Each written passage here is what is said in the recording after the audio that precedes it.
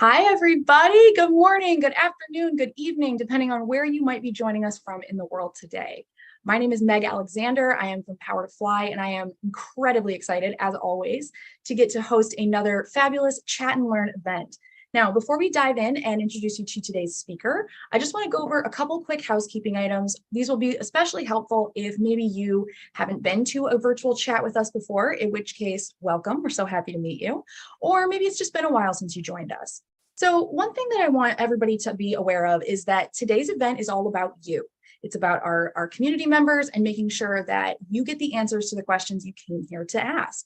So if you want to participate, you are welcome and encouraged to do that. You can do it in a couple different ways. If you would like to turn your cameras on, you are welcome to. Please feel free to share your smiling, maskless faces with us safely. Now, no worries if you are not Instagram perfect. Truly, y'all, today's the first time I washed my hair in probably easily 5 days. So whether you are coming to us from a corner office or your living room couch, we don't care, y'all. We just want to meet you where you are. So if you've got furry coworkers, bring them. If you've got a child supervisor sitting on your lap, bring them along too. Everybody's ready to go and ready to learn with Power to Fly. Now, if you don't want to come on camera or you have any kind of privacy concerns, no worries there. And regardless of whether you turn your camera on or not, you won't show up on the live stream or the recording of today's session as long as you don't come off mute. So that's all you need to know if you've got privacy concerns. Now, in case you still want to participate, but you don't want to do it with your camera, totally fine, not at all a requirement.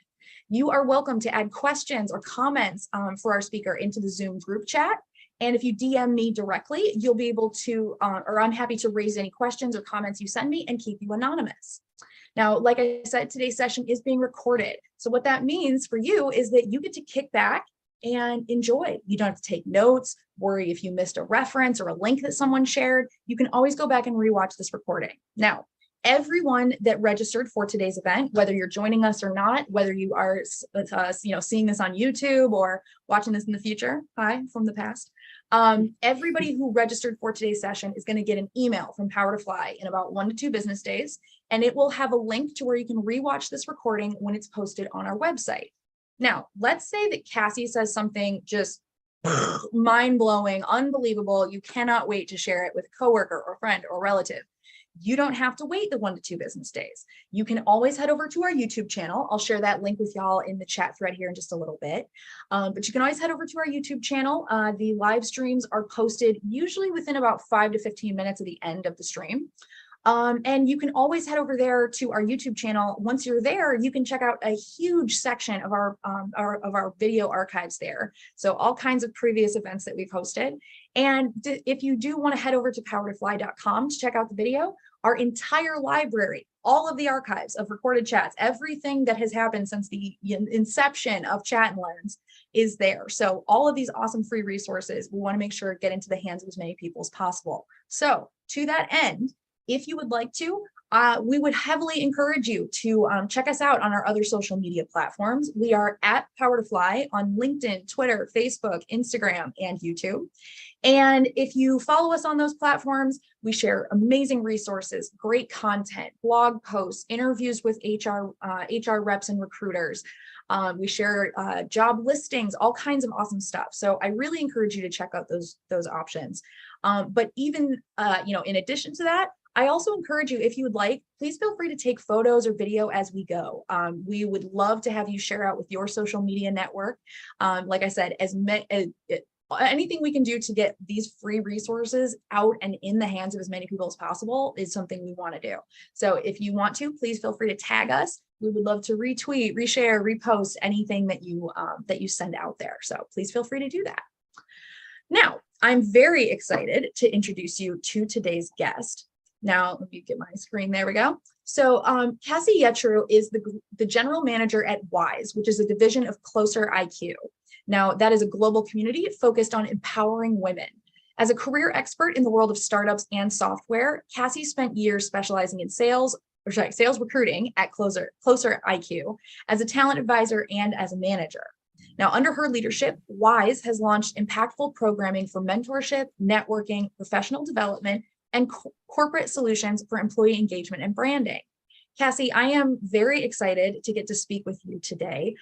Before we dive into questions, is there anything else about your background that you feel we should share with the audience? Anything else you'd like to talk to them about? I mean, I think you covered it perfectly, and very excited to be here. But the only thing I would say is that I actually started my career in retail. I worked at Ross Dress for Less. I'm sure some of you have stopped there. Cassie. Oh, is there an echo? Nope, it was me. I hit the wrong button. Oh, okay. I was going to say, I'm hearing something. But I started my career in retail and was an assistant buyer for 2 years in New York City before transitioning into the world of tech and recruiting and sales. So I think wherever you are in your career, know that you can get somewhere else if that is your goal. And I am a testament of that here today. So just a little additional context there. Well, thank you. Thank you so much for helping us, or to, highlighting that for us. Thank you. All right. So before we dive into questions, last thing, we're going to talk about some of the main takeaways for today. So these are the topics that we're going to try and get to in today's event. Now, since you took time out of your day to be here with us for the live stream, be here while we were recording, we want to make sure that you get rewarded for that. So if you are here, you have the power to drive today's conversation. If you sent in a question and you're not sure if we're going to get to it or not, ask it in the group chat. If Cassie is talking about some concept or an acronym or terms or anything that you want to expand on, maybe you're curious about it and want more detail, let me know in the group chat. If we are going over one of your questions and you think that there's more context or detail that would help us to give you the right answer, or give you a helpful response, let us know. Share it in the group chat.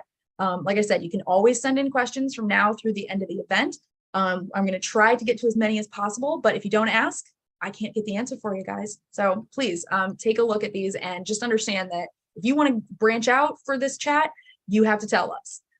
So some of the things you can expect to take from today's session, we're going to talk about why professional development is so important for both career success as well as fulfillment. We're going to figure out how to decide what skills to focus on in your career to develop in the directions you want. And we're going to discuss the value of continuous learning, networking, and mentorship for your professional development. Now, I'm going to stop sharing my screen and highlight our amazing speaker today. There we go. As we, don't worry, you're not up there alone. I'm right there with you. Perfect. So as we get started, I want to start with a question that we were asked a lot. A lot of people wanted to know if certifications were enough, if racking up certs could be kind of thought of as ticking your professional development box. How do you feel about this?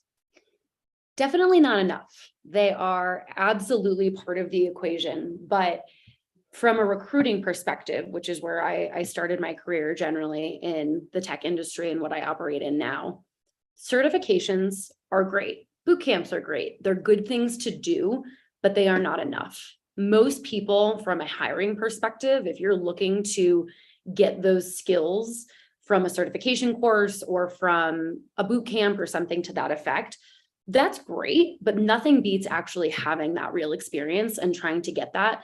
And even if that's not in your existing job, whether that's something supplementary that you're doing, something that you're doing on the side, and we'll get into more of that later, the actual experience of doing those skills that you're looking to get those certifications in is more important than actually having that certification. So I think they're great. They're supplementary. There are a lot of great programs and companies offering types of things like that, whether it's Udemy or LinkedIn. I mean, there are thousands of things you can pick from, but in short, no, they are not enough, but they're part of it.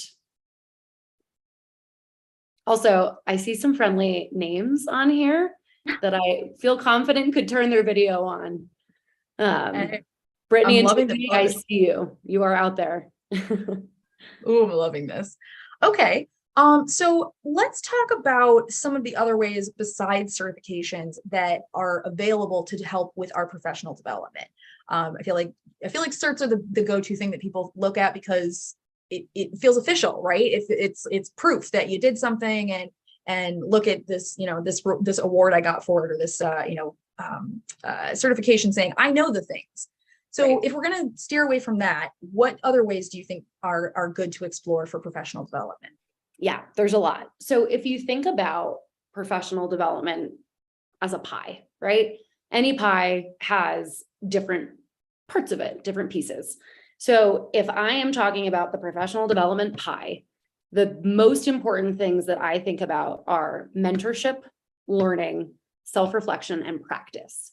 So mentorship, we'll start there. Finding people that you can mentor and that can mentor you. I think most people think of mentorship just as, yep, I'm going to find a mentor, I'm going to build my board of directors, great. But it's also about who can you look for and maybe offer your experience and perspective to, because mentoring people actually teaches you a lot more than you would think.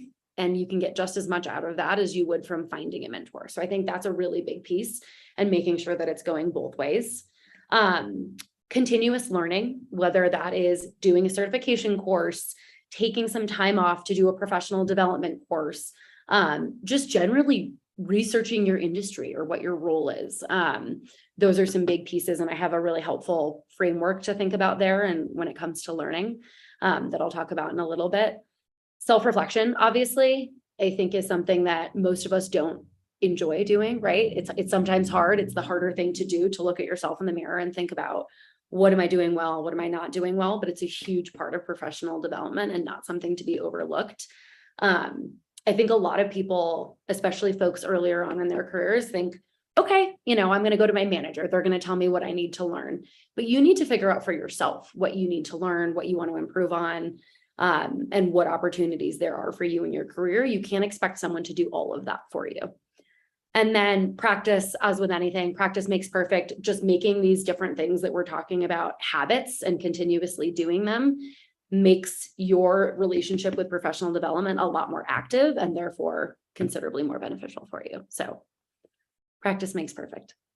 I like that. I love the how you highlighted that when you teach something to someone else, or when you are trying to help someone else, it's a good way to reinforce your own skills. We did have a question in the chat Sure. asking about degrees, like a bachelor's or a master's degree. Would you consider degree progression like that to be another facet of professional development? Or do you think that there's like maybe a lot of steps between, before you go into, pursuing a full degree? Yeah. So I think I'm going to kind of cheat in terms of this answer, but it depends. And this is the same with professional development. It totally depends on you, your learning style, what career you're pursuing. So, if you take an example of teaching, I have a lot of teachers in my family. If you're a teacher and you're pursuing that as your profession, you need a master's degree. It simply will help you get a job, right? However, if you are in tech sales and you want to be a BDR, you're probably good with a bachelor's, or even not even a bachelor's. Obviously, if you're going to be a doctor, you need to go to medical school. I think we can all agree that we would want our doctors to have gone to medical school, but I would vastly prefer that. Yeah. Yeah, I think we would all agree there. But Jackie, I think it depends on what you're pursuing, but I would really think about, if you are pursuing some sort of higher education or additional certificate, do you absolutely need it? I do see a lot of times where, I worked in sales recruiting for a long time, and we would see candidates that got their undergraduate degree and immediately went to start getting their MBA. Most of the time, our clients would rather hire someone that didn't have the MBA, but had had a little bit of work experience that was somewhat related to what they were hiring for, versus the person that has the MBA, because it's all relatively hypothetical. I mean, courses are great, you do internships, but unless you absolutely need a degree to pursue whatever industry you're in, I would actually hold off, because it's expensive. It's something that is going to deter you from getting that actual experience. So really, and this is where the mentorship piece comes to play. Based on what you're pursuing, talk to people. Do I need my master's in this? Would a certification help me? If you're an engineer, it might actually help you to take a course on, Python or SQL or whatever that looks like, to be more attractive from a candidate perspective. So again, that's kind of a cheating answer, but it absolutely depends on what you're going for. But I will say too, from a hiring perspective, we are seeing a lot more clients now that are, and companies in general, willing to hire someone if they've got the right attitude, they're the right culture fit, and they have some sort of skills that translate, versus potentially, someone that's got the bachelor's degree and has everything on paper, but isn't as much of a culture fit. So even a bachelor's these days is not as important as I think it was even 10 years ago. Yeah. It's Which like honestly, Jackie, to a certain extent, it's nice to see that, right? Like not everybody has to go to college. I kind of wish I hadn't gone, like my art history degree is mint condition, y'all. Graduated in 2008, never been used. Like, right? it really does pay to kind of step back and think like, is this absolutely a necessity, or are they trying to use a degree as like shorthand for you have to be able to do all of these skills? I think Yeah. that's a really good point you make. And the other thing that occurred to me as we were talking, just because you want to take classes in something doesn't mean you have to go get a degree, right? Like, even associate's degrees, there are some, I don't want to say fluff classes, but you know what I mean? They're not all just in line with whatever you're interested in learning. There's going to be other classes that you have to take even just for an associate's, and those may or may not be helpful to you right now. Yeah. So think Yeah. about it in those terms. You could take classes depending on what's near you or what online opportunities there are, without having to go whole hog and get a full degree. Absolutely. I mean, and Jackie even just said, she doesn't really need it. It's more so for her own love of knowledge.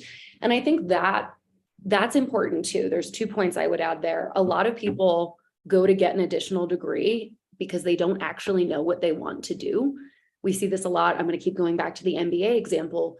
Don't just get an MBA for the sake of it. They are expensive. So unless you really need it and you're very specifically interested in a facet of that, it's actually probably going to set you back both financially and professionally. That's where the self-reflection. The other thing is, if you really just want to learn, Jackie, maybe take some courses on, Udemy has some really great paid and free courses where you can learn about jewelry or the history of America, whatever you want to learn about. If you needed to scratch that learning itch, you might be able to do it more personally than professionally and feel satisfied by that. Yeah, absolutely. Khan Academy does. Harvard has a lot of their courses that you're able to audit online. So it's bonkers, right? You can audit them for free, y'all. It's crazy. But yeah, look into these things. Like, throwing money at the problem is absolutely something some people are able to do, but that doesn't mean you can't do professional development if you have a shoestring budget, right? Yeah. Okay. Absolutely. So let's talk about the other side of professional development, right? We're kind of talking about this in the ways that it's going to benefit us, I say personally, even though, yes, we are speaking in a professional sense, but how can professional development benefit the company, of the company that you might belong to, your team? What are some of the pros there? So, when you think about culture, right, in a company that you want to stay at for a long time, you stay at those companies because you feel valued. And companies that recognize, and I've worked for companies that are on both sides of this coin, no company should ever expect that every one of their employees is going to stay there for the duration of their career.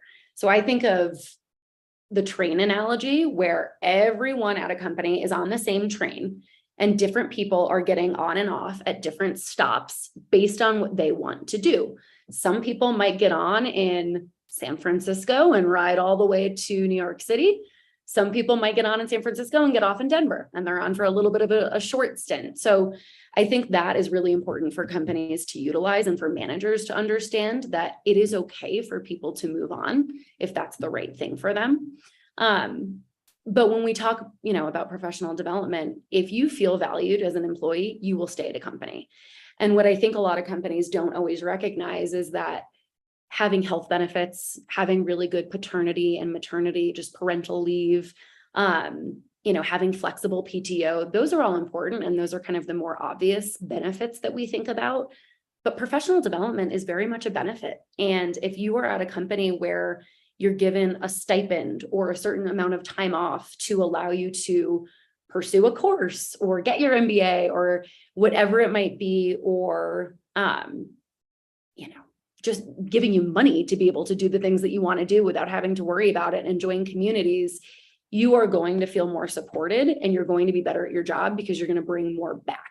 So you'll learn different techniques. You're going to feel more fulfilled. You'll be able to bounce ideas off of people externally. I think, we've all got the colleagues that we go to talk about things where, our safe spaces, but getting external perspective can be really refreshing to understand, am I thinking about this in the right way? Am I crazy for thinking this, or am I grounded in thinking this? So, all that to say, it's a really big value for people, for companies from a retention perspective, but for teams, the ability to work, cross-departmentally and cross-functionally by people that are going out into the world and learning different things and developing themselves is really helpful to be able to come back and bring that to the team and share it. Yeah. Okay.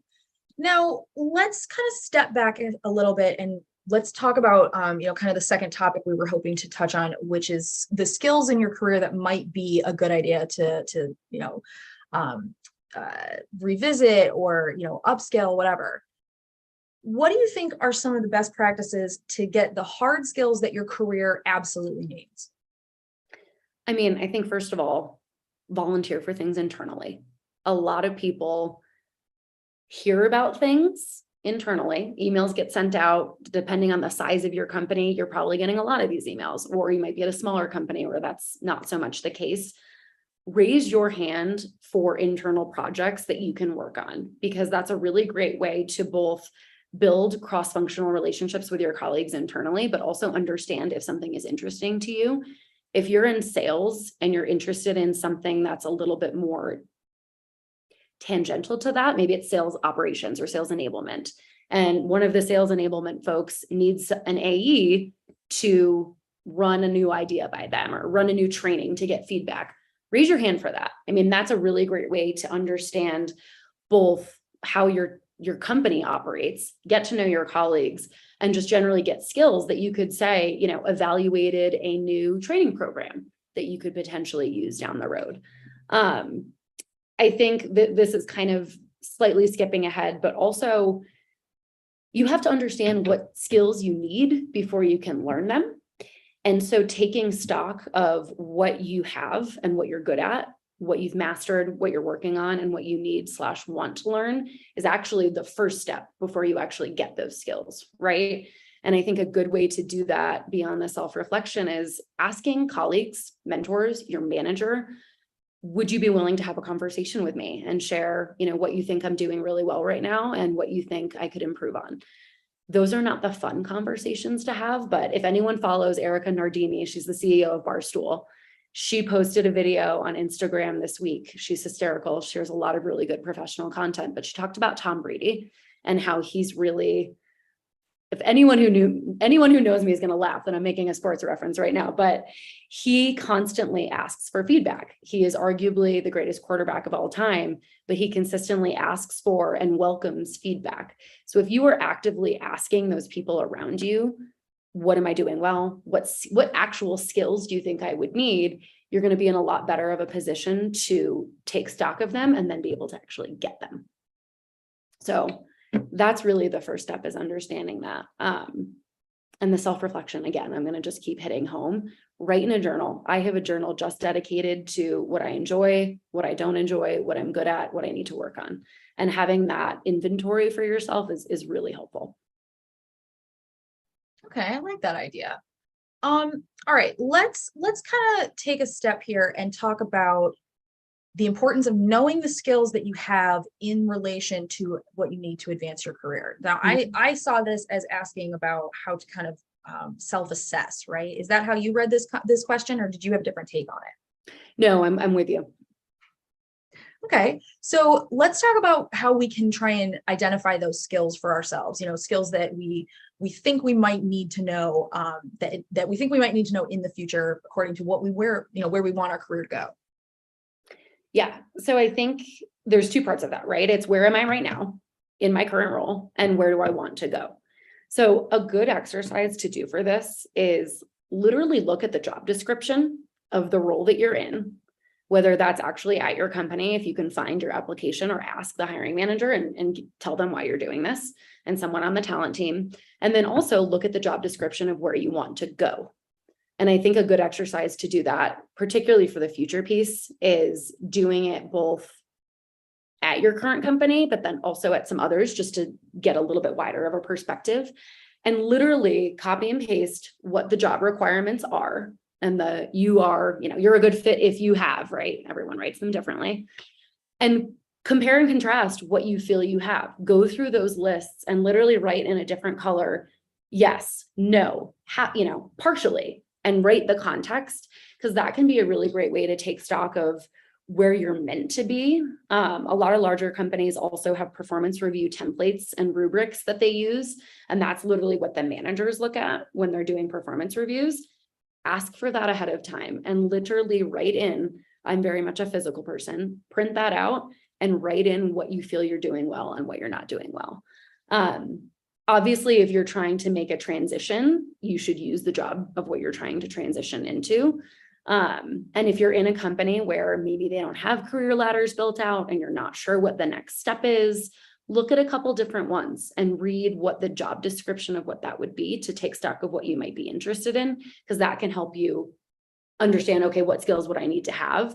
And then after you assess all of that, you can literally go back and say, okay, I need skills in this, this platform. I've never used it. I should probably take a training course or ask someone about it.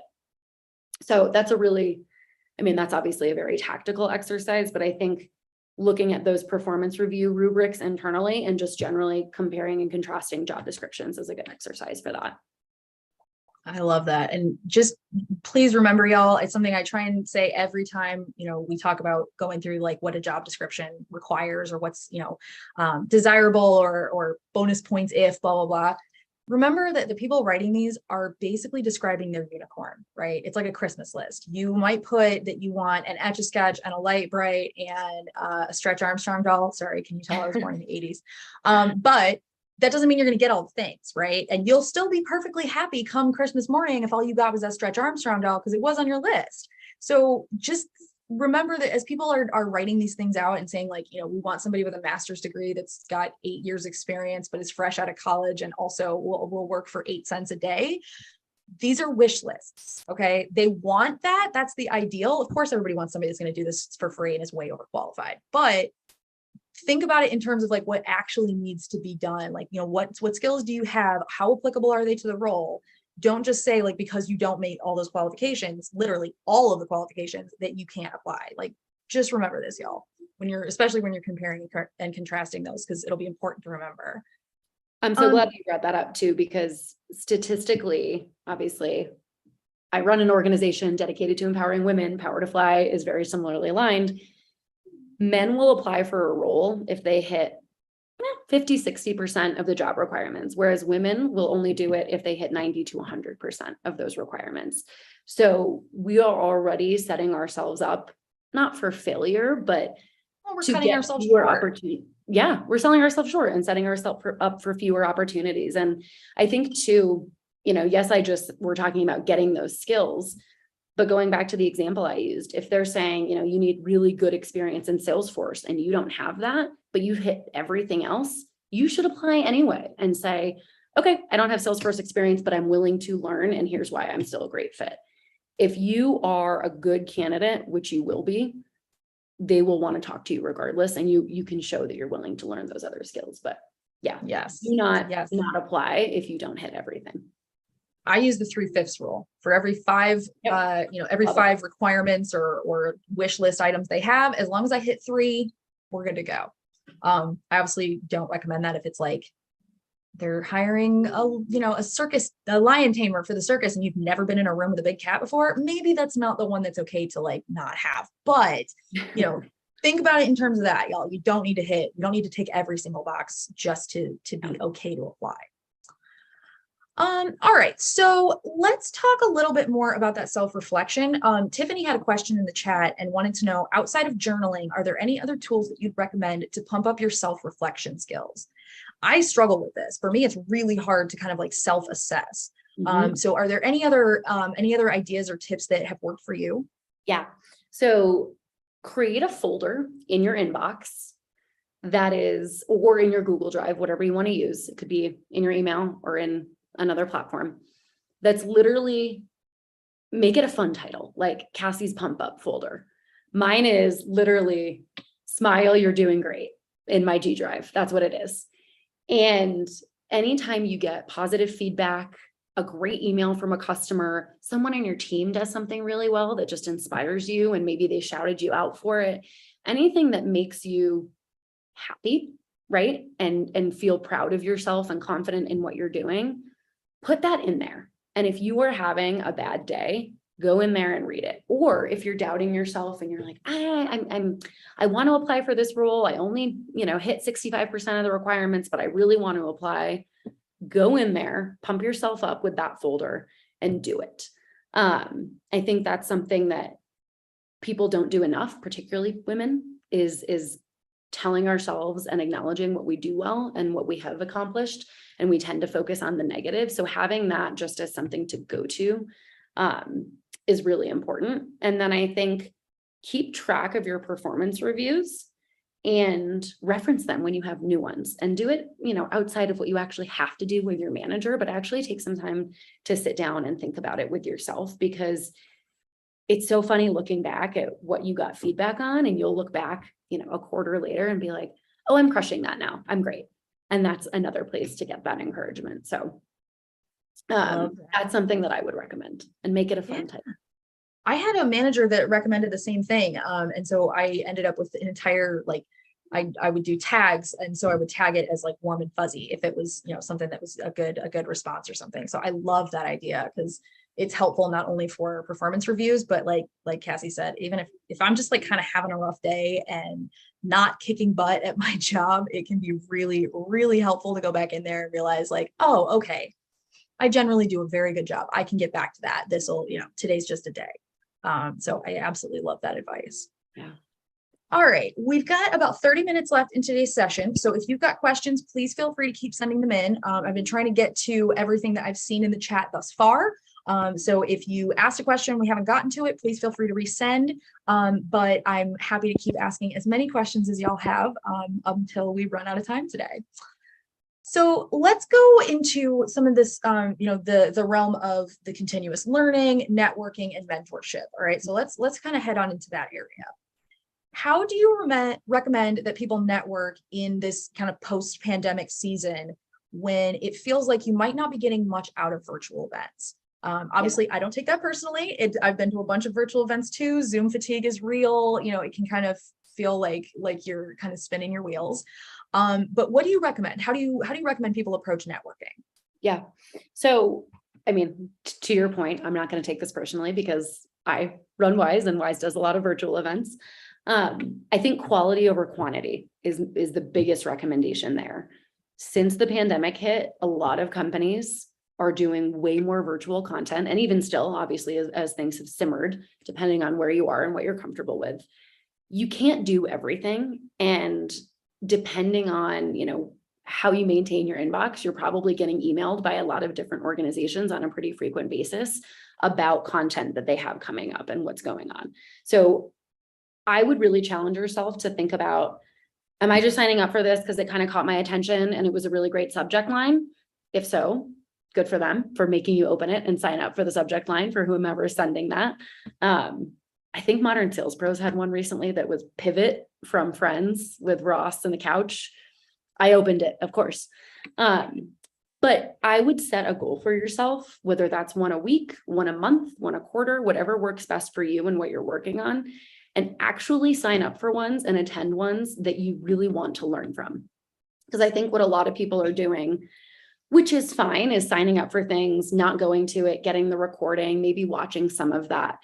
But if you're actively trying to feel engaged with the content that you're interacting with and signing up for, don't sign up for as many, but actually go to the ones that you sign up for, and then challenge yourself to ask at least one question. A lot of you are doing that already, which is great. And then follow up with the panelist and say, it's great to meet you.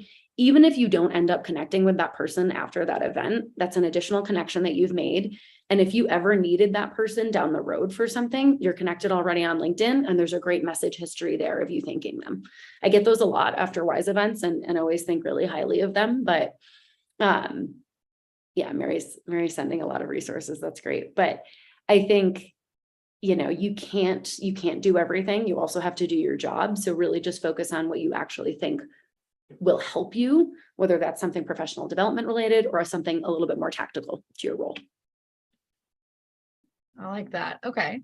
And keep in mind, y'all, as you're going to these events and stuff and hanging out or trying to network at them, like, sharing stuff like in your, sharing your LinkedIn information is great, but like making those connections after the fact, like I can't tell you how many times I finish a chat and I'll go into LinkedIn and I've got a bunch of requests. And so like going in and trying to keep on top of those is really, really a struggle for me. But like, I know it's always better to try and keep on top of it, because that way I know what chat that person came from. I have more of a, I have more of a context to place it in, as opposed to a couple weeks later when I might not remember, if that was the one I went to on Tuesday, or if that was the second one I went to on Thursday morning or whatever. So yeah, super, super good advice there. Thank you. Yeah. All right, let's talk about continuous learning. When we are looking at the benefits to us, they're probably very similar to the benefits to professional development in general. But what do you think are some of the benefits that we can only get from continuous learning as part of professional development? Yeah. I think the biggest thing is avoiding complacency, right? When you get to a point where you're feeling complacent, you're a little bit bored, probably means that you haven't been learning and you're not feeling challenged. Nothing is making you think differently about the way that you're doing things. And so from a benefits perspective, your ability to continuously read new things, learn new things, interact with new people is going to give you the fresh perspective that you need to continuously do your job better. There's endless quotes about complacency and how bad it is, but I don't know if anyone's familiar with Mae West. She's an old Hollywood actress. She had a quote that is, "Those who are easily shocked should be shocked more often." So nothing should surprise you. You should want to see something that's absolutely outlandish and be like, "Oh, okay, yeah, I'm going to roll with that," because it means that you're opening your eyes to different things. And from a continuous learning perspective, one thing I just want to make sure we touch on as we run, it feels like time is flying, is there are three things you should think about with continuous learning: your role, your industry, and your company. So as you're figuring out, okay, what do I want to learn about? Do I want to learn more about my industry? Are you maybe in climate tech and you're learning about companies that are trying to go carbon neutral in the next 20 years? How are they actually doing that? Okay, maybe you need to research different companies. Or is it more specific to your role? Are you a marketer and you want to learn different techniques that will make your event marketing emails stronger, or different account-based marketing techniques? Or is it your company? Do you not understand how your company works cross-functionally? And maybe you need to set up a couple coffee chats with people at your company. So if you think about, am I learning something that's relevant to my role, my company, or my industry? That can help you understand, okay, I'm going to focus on one of these things right now. Maybe I don't need to focus on all three, but that can help you narrow it down. And all three of those at any given time are obviously going to be beneficial for you, but you should pick one to focus on at a particular time. And that's true too if you're in a job search, right? Generally speaking, you don't want to change all three of those things at once, but maybe you change one or two of them. You don't want to change all three of them. Okay, I like that. I like that advice. Thank you. Okay, so let's talk about mentorship. What do you feel are some ways that we can find good mentors who are going to help us advance in our careers? We have entire chats on mentorship, so it is a very, it is absolutely a very popular topic. But do you think that it's the finding that's hard? How do you feel about this? How should people approach if they're trying to find a good mentor? Yeah, I think actually it's not always even the finding. I think a lot of people have a couple people in mind where they're like, ooh, I really look up to that person. That person's a badass. I want to reach out to them. I think I could learn from them. But they literally don't know how to send the message to reach out to them to get that conversation started. So I think, there are a lot of resources online. Wise has a bunch. I can share those to get shared afterwards about, providing availability upfront, asking, if you're a mentor, ask for a specific agenda. If you're the mentee, give an agenda. That'll make you look a lot stronger in the eyes of your mentor. But generally speaking, it's that messaging piece where people are just like, I don't know how to make this ask. Be a person, right? We all know that we're all getting reached out to in different ways at different parts of the day for different reasons. Really think about why you want to reach out to that person. Is it because they transitioned from the same industry as you and you're inspired to learn what that looked like?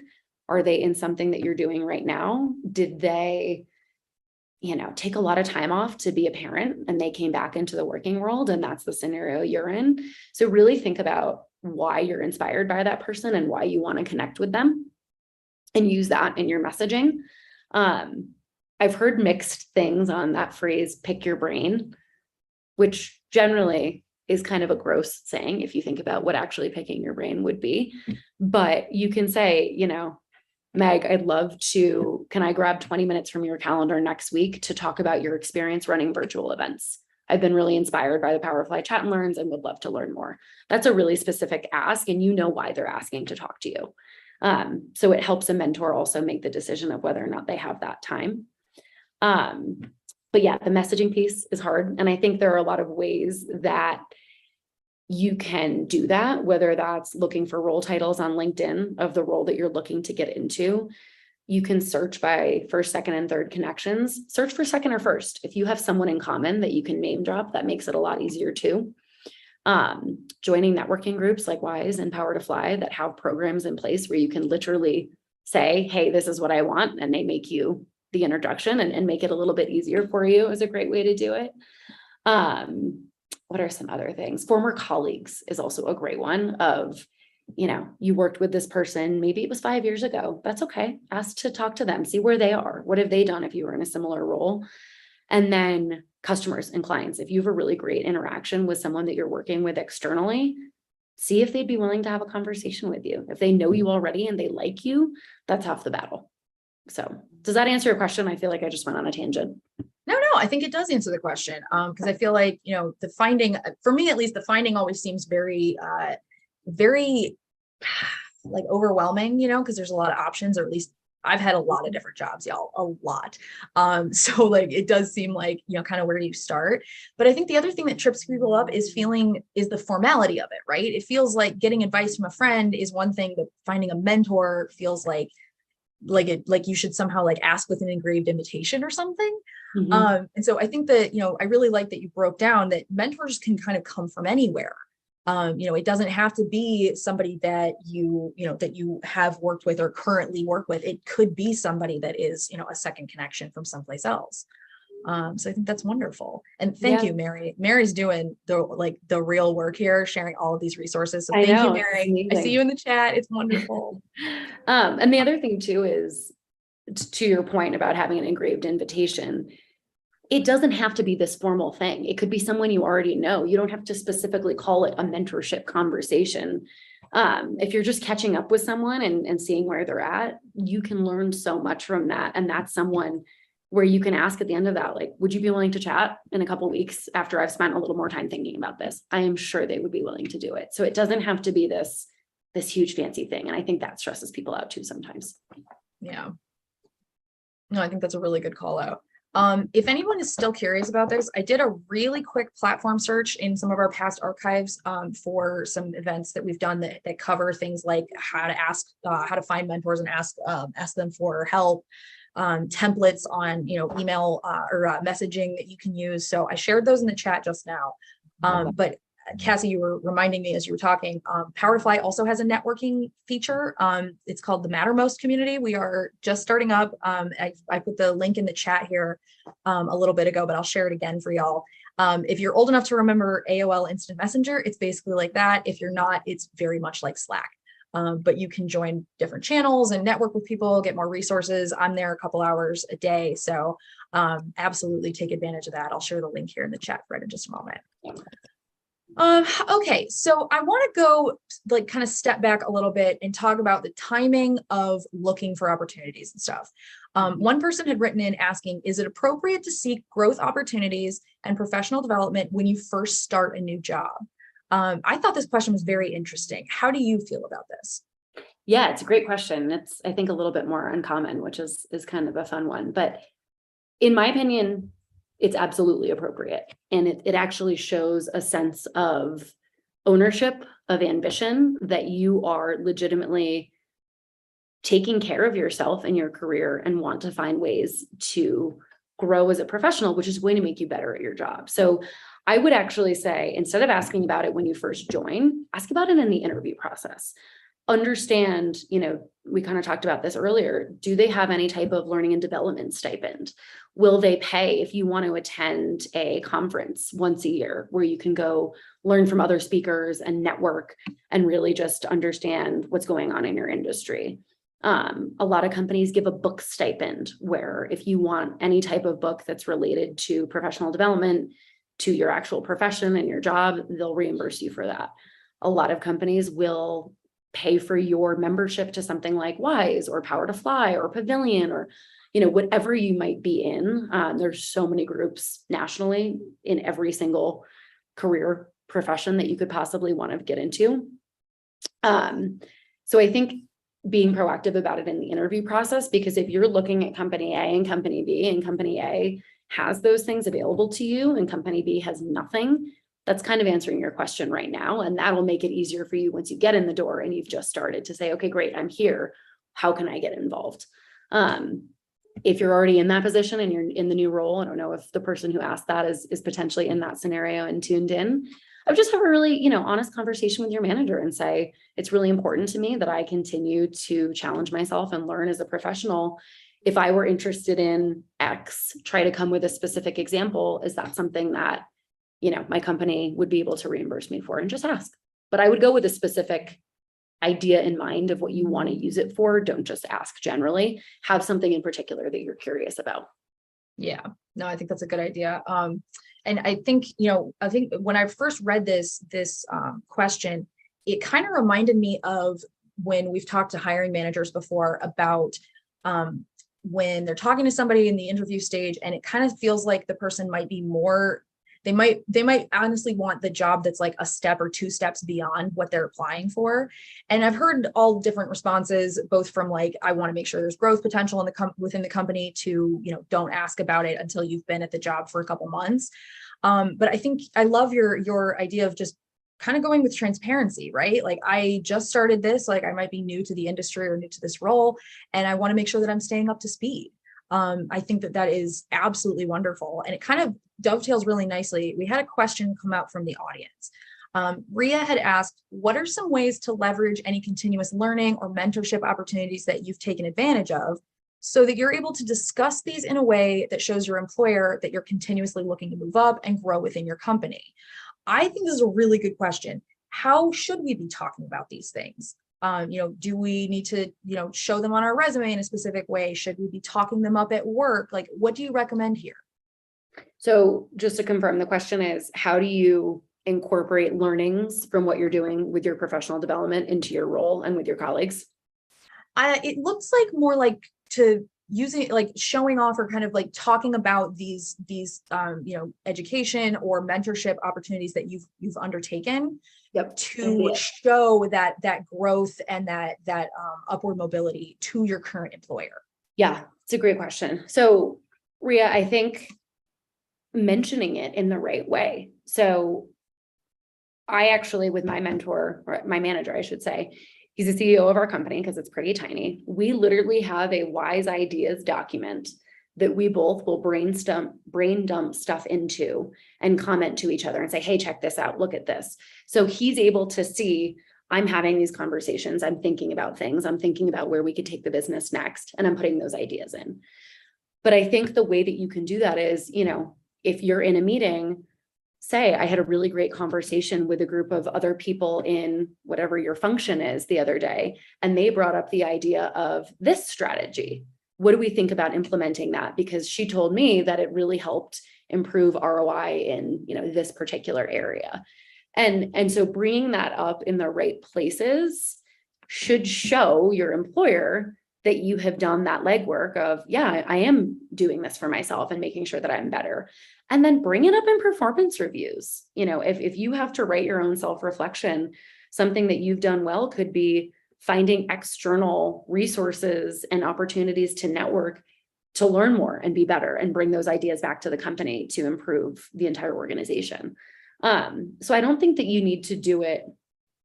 Those both are obviously a little bit more informal of just doing it in conversations and then formally in performance reviews. But I think not being afraid that saying those things will in any way deter you It's simply just showing this is what I've done. This is the information that I've gone out there to find, and inserting it in conversations where it makes sense. And if you can strategically do it where management and maybe even some higher up managers are in those meetings, then even better. But don't be afraid to voice it, and do it both formally and informally, because it is something that you've done and you should showcase that.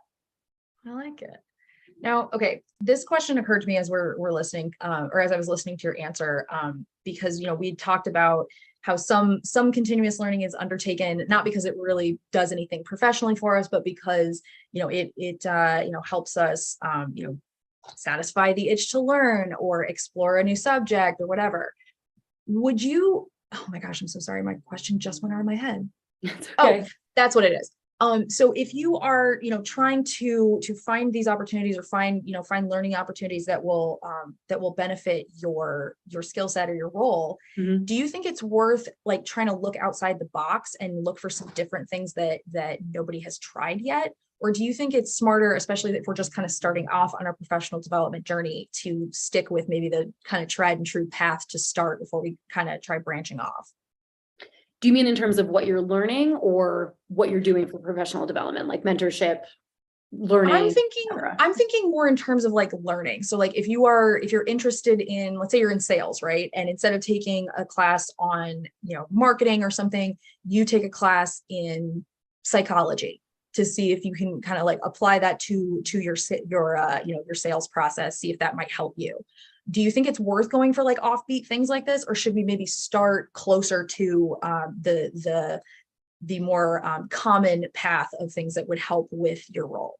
Yeah. I mean, I don't know that there's a concrete or black and white answer for that. I think it depends on what you feel in that moment would help you the most. So if you're in a sales position and you're finding that you're in a couple awkward calls and you're just like, what am I doing wrong here? Am I understanding, is there some sort of a disconnect between how I'm understanding people?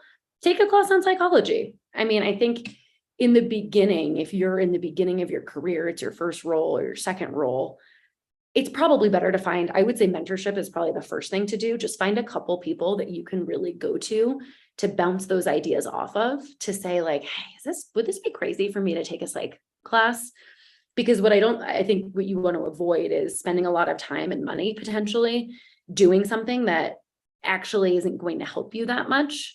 So I would say, if you have a creative idea and you want to go off the beaten path, go for it. But mentorship would probably be my number one of the standard routes to go for people who are in the beginning of their career. But, a lot of those things, you can twist anything how you need it to. And I think people don't know the power of that. I mean, I did phone-a-thon in college where I was calling alumni and asking for money. So when I was interviewing to be a sales recruiter, I used that as sales experience, and it was. So of course it is. You're cold calling. Exactly. Like that is like textbook sales experience. Right. But I think people sometimes think of, okay, well, if I did it in college or, it wasn't a real job or something to that effect, use all of it and make it work and make it translate.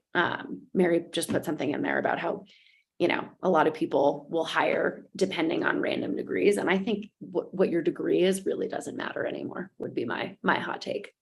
I would agree, y'all. I took an art history degree to law school because they didn't care. All they wanted was writing intensive. To echo what Cassie's saying here, like, don't feel like the only skills that are worth anything are ones that you have either developed or used in your work life, right? There are other skills that you will pick up just being a person who exists in the world.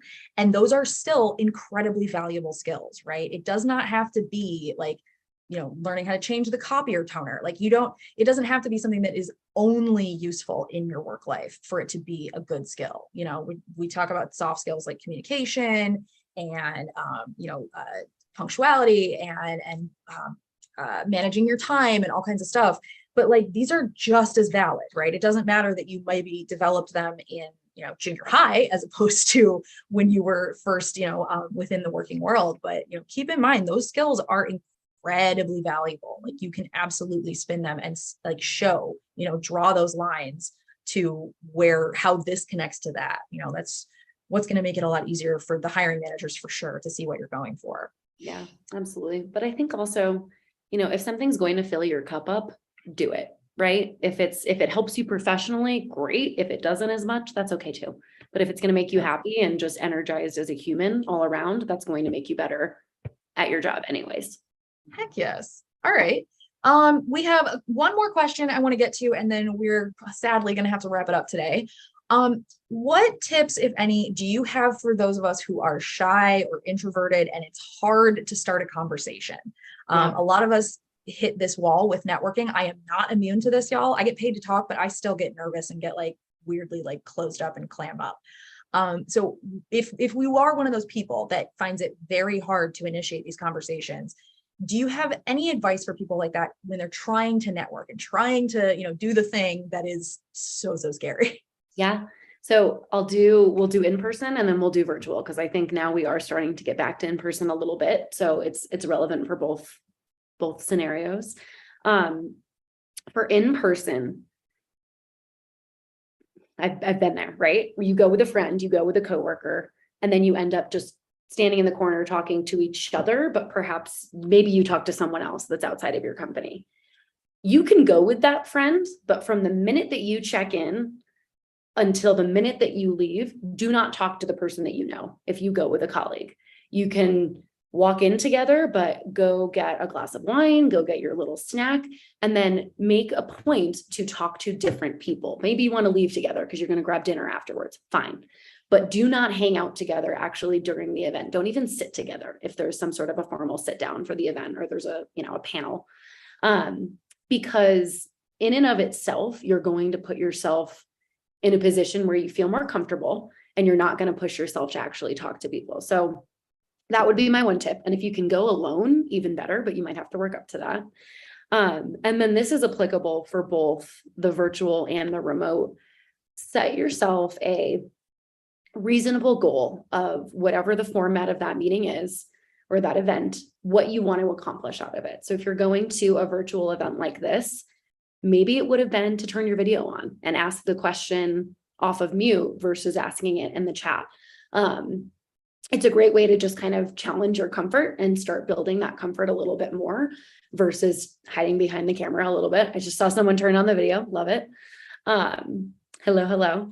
But I also think, Wise runs a lot of virtual events where people aren't on screen, so you wouldn't have that as an option. Ask at least one question and say to yourself, I'm going to ask at least one question, and I'm going to try to find at least one or two people in the chat that I want to connect with afterwards. Virtual obviously is a lot harder because yes, you're hiding behind the computer, but you're not having that ability to have that human connection with someone. But set yourself a goal, whether that's asking one question, responding to something, and just, plus oneing what a panelist is saying or someone else in the chat. And then setting those follow-ups with those people as well, because I think going there and sitting behind your computer, you'll get more out of it if you challenge yourself to actually say something. But also it's okay. Everyone's shy. I think that's the other thing, is just knowing that you might feel a little uncomfortable, and that's okay. Everyone is in those positions all the time. And know that if you're in a scenario, no matter what the actual setup is, if it's a Zoom, if it's you can't see anyone, if it's a one-on-one conversation, 99% of the time, someone else there feels uncomfortable too. So no one is alone in that. Oh, 100%. And y'all, I obviously Power to Fly is starting to do our in-person events again. I'm hopeful that I'll get to go start traveling more and meet even more of our community members. But this is true for Power to Fly events. I have also used this at a couple different non-Power to Fly events that I have been to over the years. Go to one of the organizers or somebody who's involved in the event and say, I'm very shy. Can you help me go meet someone?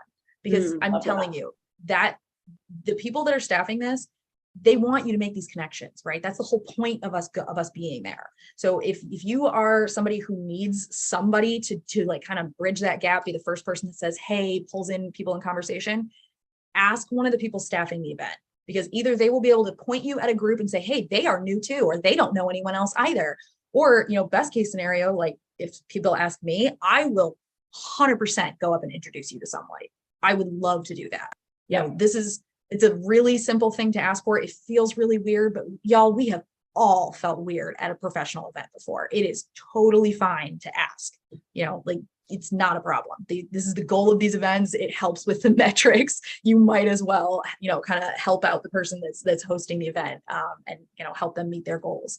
So I love that. That's great. Okay. We are at time today. However, I want to take a couple seconds here to say a big thank you to Cassie. You came unbelievably prepared today. I am so happy that I got to spend the last hour learning from you. Is there anything that you want to tell our audience before we leave today? I mean, honestly, connect with me on LinkedIn. I would be happy to help any of you talk through these things. I saw a couple, Mary T had asked about teaching, but I would love to connect with all of you. Wise has a lot that helps with all of this. So if you're interested in learning more about that, please let me know. Meg, will my LinkedIn be in the follow-up? It's not currently, but we can always put it there. Okay. And I'm actually going on right now to see if I can grab your link. There you are. Okay, so I'm grabbing the link to your LinkedIn now. I'm just throwing that in the chat thread. So if y'all want to connect with Cassie on LinkedIn, there's the link that you will need. Yep. Oh, I just realized I sent you the search. Sorry, y'all. Here's Okay. the one. But while you do that, the other, final thing I would say is that professional development, it's a process. We're all going through it. It looks different for everyone. So don't be too tough on yourself. And as long as you're doing something at any given point, you're doing something, and that's something. So don't be too hard on yourselves, because obviously everyone's career is a journey and you're never going to do this perfectly. It's very much an art. It is not a science. Excellent. Thank you so much, Cassie. Yeah, Huge thank you as well to our audience. Y'all, I don't have a job without you, so I am obviously overjoyed to see people join us for these chats. Whether this was your 500th Power to Fly event, in which case, thank you so much for coming, y'all. I love seeing the familiar faces and names and display names and all this kind of stuff. But if this was your first Power to Fly event, thank you so much for coming. I hope that you had a wonderful time. I hope this will not be the last time we see you, and cannot wait to join you for more amazing events in the future. Everybody have a safe, happy, healthy rest of your, what are we on, Wednesday today? And we will